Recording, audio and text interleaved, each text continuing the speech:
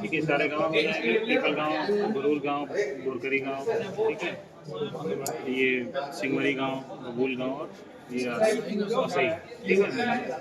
मराठों का कैंप, गोड़खावड़ जमीन, यहाँ अंग्रेज,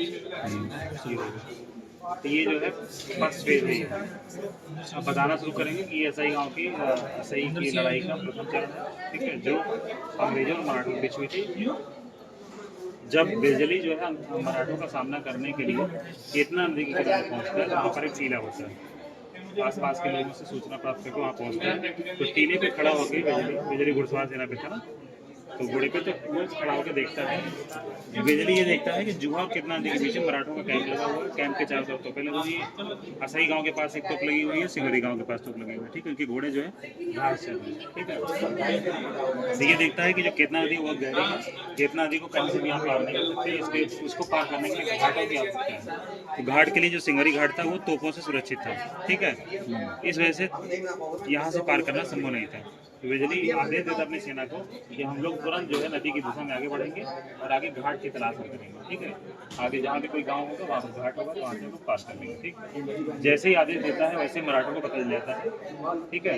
मराठे तुरंत अपना मोर्चा परिवर्तन करते हैं, ठीक? मोर्चा परिवर्तन करते हैं, सबसे आगे वो तोपे लगाते हैं, ठीक है।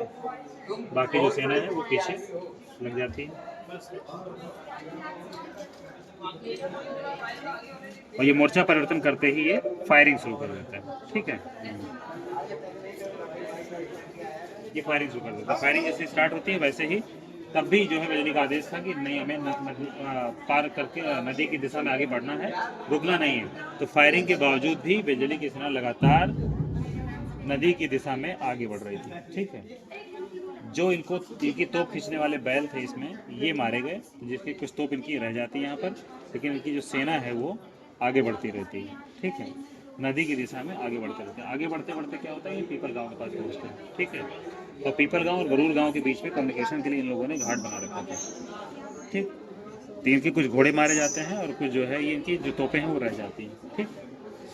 इसके बावजूद भी ये लोग पहुंच जाते हैं। जैसे ही ये लोग पीपल गांव के पास पहुंच रहे होते हैं, वैसे ही असई गांव के पास की तोप को गरूर गांव के पास ले आ जाते हैं, ठीक।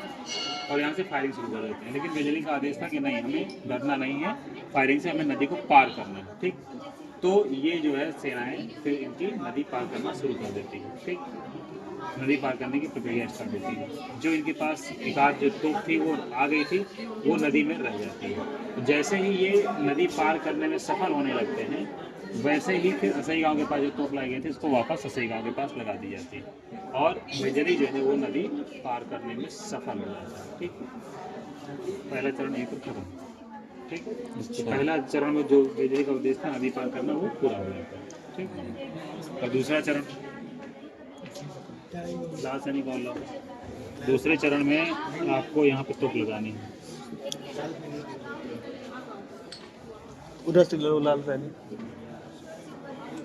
एक मील से कम के दायरे में कितनी 120 तोपें थी मराठी की, ठीक है।